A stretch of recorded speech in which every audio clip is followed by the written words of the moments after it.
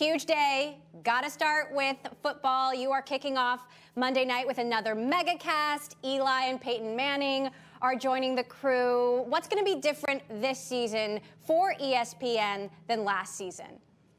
Well, you touched on it. The mega cast is really something that's incredibly important to us. We've had a lot of success with it. But out of the gate, we're coming out pretty strong here. We have Ravens, Raiders, and it will be Las Vegas's first NFL regular season game with fans in the stadium. But yeah, as a part of that, we'll have multiple broadcasts. The main telecast on ESPN with a simulcast on ABC. We'll have a Spanish language version on Deportes.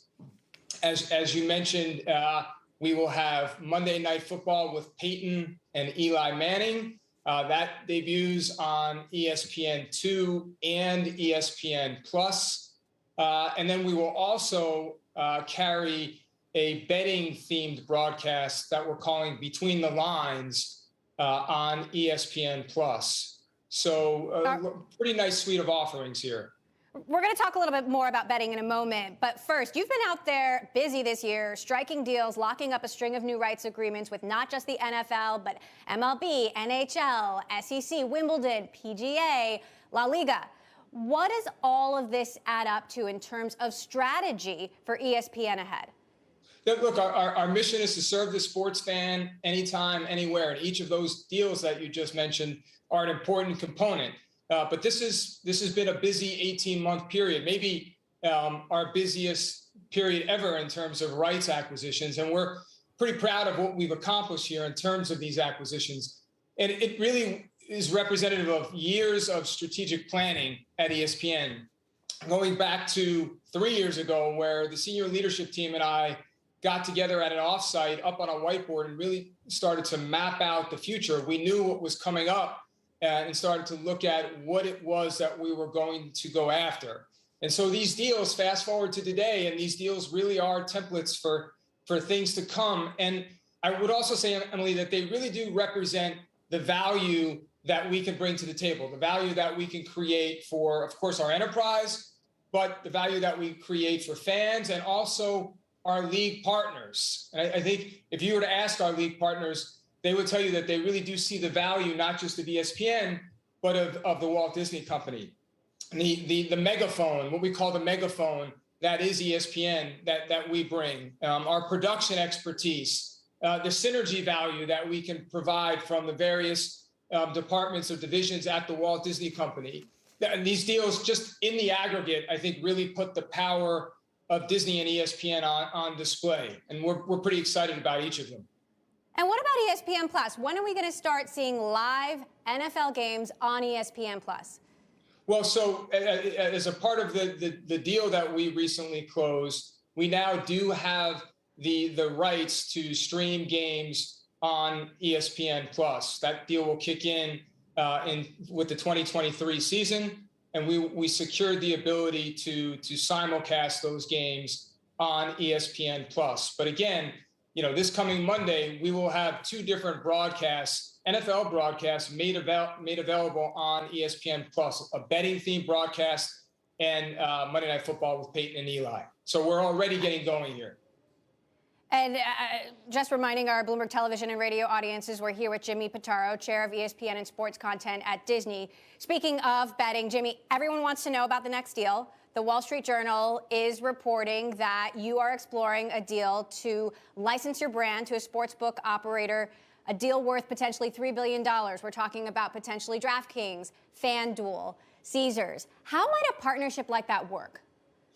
So we believe sports betting is a high-growth adjacency that could obviously yield substantial returns for us. And at the same time, this space, this category, we believe can really help us expand our audience, our reach, especially among highly engaged sports fans. And so you've seen this. Our league partners are really embracing sports betting. More and more Americans are able to participate now. And it's, from our perspective, just really natural for ESPN to do the same. As I said before, our mission is to serve the sports fan anytime, anywhere, and that includes the sports betting fan. But just to back up for a second, Emily, sports betting has been a strong and vibrant part of our offerings for a while now. I mean, we've had Sports Center themed segments. We've had dedicated areas within our website, podcasts, regular and recurring shows like Daily Wager. We have a branded betting studio in Las Vegas. We recently struck an odds partnership. We have link out deals with Caesars and DraftKings. You know, we are bringing this all together. We are doing alternative broadcasts, betting themed alternative broadcasts, as I just mentioned on the NFL side. But we also had an NBA themed broadcast last season. And so, look, there's continued momentum in the industry. I think now 24 states plus Washington, D.C. are allowing sports betting. And I think about 15 of them are allowing mobile sports betting. New York is also coming soon. So we just see nothing but opportunity here, opportunity for us to expand our brand, expand our audience, increase fan engagement, and really just address the fact that sports betting has become endemic to the overall experience for the sports fan. So when it comes to a bigger potential deal that everyone is speculating about, is it going to be DraftKings, FanDuel, or Caesars, or more than one?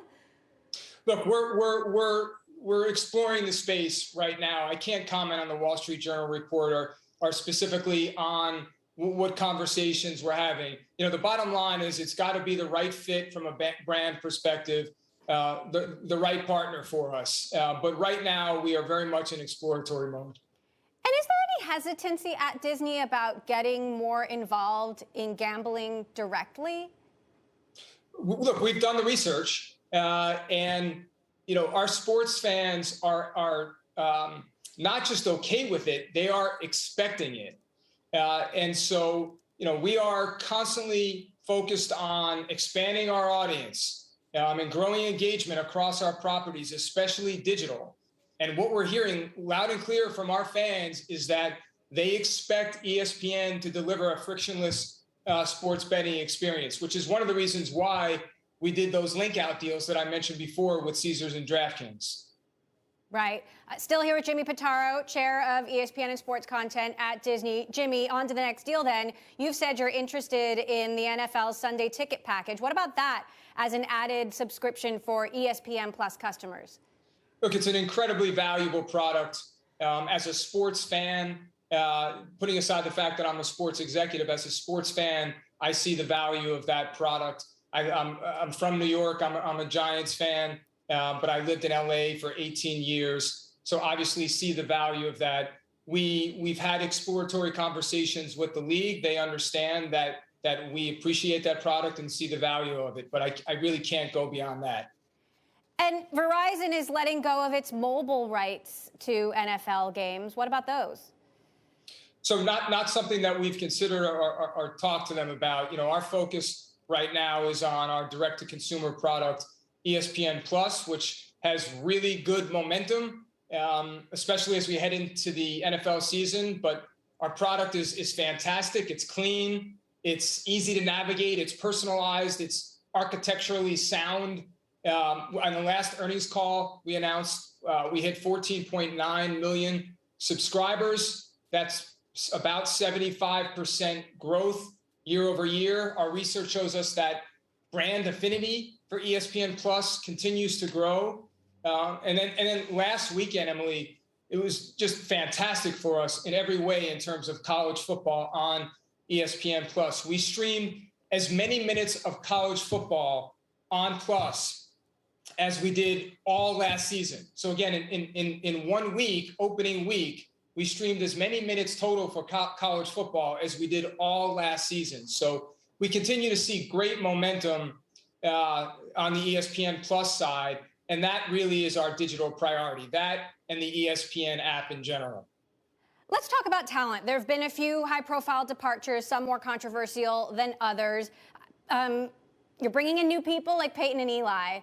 Is there a changing of the guard that we're seeing? What is the strategy when it comes to the next generation of talent at ESPN? Yeah, look, I wouldn't say there's a changing of the guard. What I would say, Emily, is that we are, navigating through incredibly complicated, complex, challenging times. We've spent the past 18 months in a pandemic. Our business is transitioning more to digital and direct to consumer. And so we are navigating through these various waters. And, we would love to renew every single contract, every single talent contract that comes across my desk. That's unrealistic. It really is. Our focus is really on doing the best we can to deliver for our sports fans. And I think we're doing a really good job there. And yes, Peyton and Eli are a good example of us bringing new talent on board there. I will tell you that we already had a very close relationship with Peyton through a series called Peyton's Places on ESPN+. But over the years, I've had several conversations with Peyton about getting more involved in our NFL coverage. And so the team's just really rallied around this idea of trying something new and different, and continuing our investment in those alternative broadcasts that I mentioned before, which have really been successful for us over the years.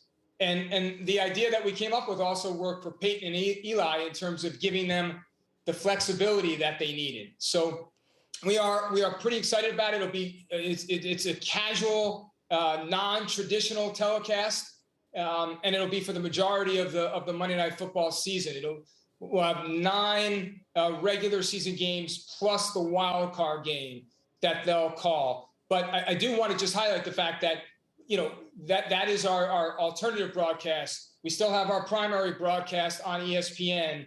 We had a new booth last year, and they did really an extraordinary job in a very, very challenging time. And I'm excited to have them, all return in what we hope is a more normal season and a more normal experience for our fans. We all hope. Here with Jimmy Pitaro, chair of ESPN. How we watch everything is changing, Jimmy, but sports is the one thing that we still have to see live. Paint the picture for us in 5 years. How will we be watching sports differently, and how will ESPN have evolved? Yeah, so look, it's a great question. We are running parallel paths here. Again, I hate to keep repeating myself, but serve the sports fan anytime, anywhere. I'll emphasize the anywhere. If you want to access ESPN through DirecTV or traditional, cable provider, you will be able to. If you want to access ESPN through ESPN Plus, our current direct-to-consumer offering, that's great as well. So we have every intention of continuing to run these parallel paths. Of course, we're following the fan. Bob Chapek has been pretty clear on this point. We'll continue to follow the fan and be there for the fan. And as they turn more to digital and direct-to-consumer platforms, we'll evolve as well. But whatever the case, our North Star is being there for the fan and at the same time creating shareholder value. But right now, we'll continue to run these parallel paths. I know you're a Yankees fan, Jimmy. I'm an A's and then a Giants fan myself, so I've been paying attention. Yesterday was a roller coaster day for the Yankees. Jeter entering the Hall of Fame, then another tough loss to the Blue Jays. If you're a betting man, will the Yankees make it to the wild card? Yes, I'm a Yankee fan. No hesitation there. But yes, this whole season has been a roller coaster. 13-game winning streak, as you probably know. The past couple weeks have been a bit rough. But yeah, for me personally, yesterday was a great day. To see Derek, in the Hall of Fame is just fantastic. You probably know this, but our original films team at ESPN is world class. And we have a film coming out on Derek and the Yankee dynasty. It's called The Captain. We're pretty excited about that, but couldn't be happier for Derek and the Yankees.